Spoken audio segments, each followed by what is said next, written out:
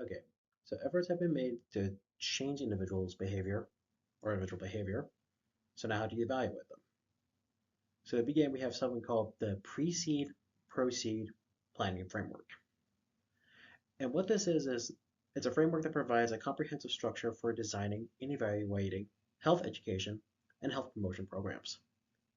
It uses a diagnostic planning process followed by an implementation and evaluation process. Of course, it's developed into two phases. So the first of the two major phases is the pre-seed. This phase consists of the first 5 steps, which are focused on the diagnostic process.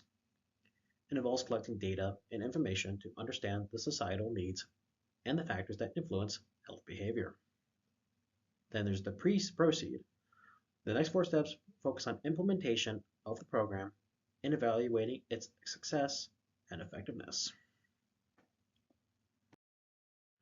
All right, so now starting off with our major phase, we have the diagnostic phase, pre-seed, which stands for predisposing, reinforcing, and enabling constructs in educational diagnosis and evaluation.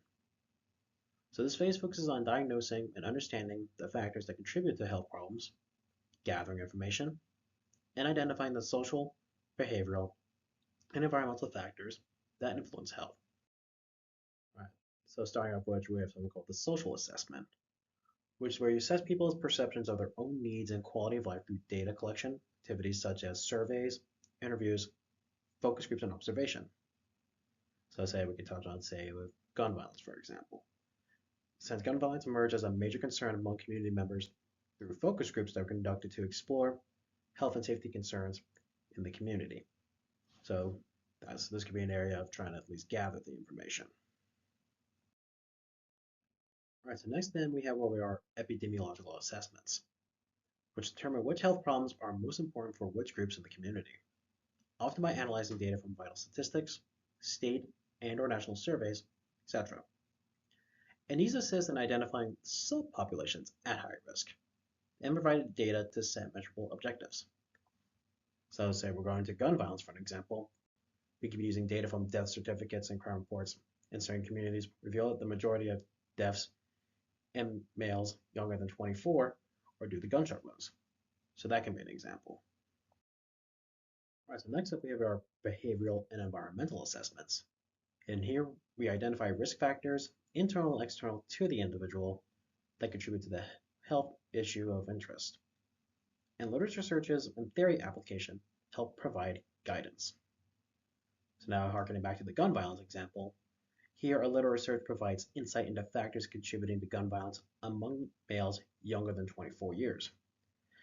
Gang-related behavior is found to be the frequent in populations with similar socioeconomic status as that of the target population. So that's an example there. All right, then next we have our educational and organizational assessments, which are preceding and reinforcing factors that initiate and sustain behavior changes are identified, such as an individual's knowledge, skills and attitudes, social support, peer influence, and availability of services. So, to the gun violence example, talking about interventions aimed at males aged 16 years and younger are found to be the most successful. Young males with older positive male role models are more likely to view gangs as negative and more likely to participate in sports and community service. So another example there. All right, and finally we have our administrative and policy assessments, which will identify policies, resources, and circumstances that may help or hinder the implementation of the intervention. So going back to the example, a communication system was recently established between school systems and law enforcement to report truancy and criminal behavior among the student population. This may assist in identifying subgroups to target the intervention. All right, next we have our proceed, which stands for policy, regulatory, and organizational constructs in educational and environmental development.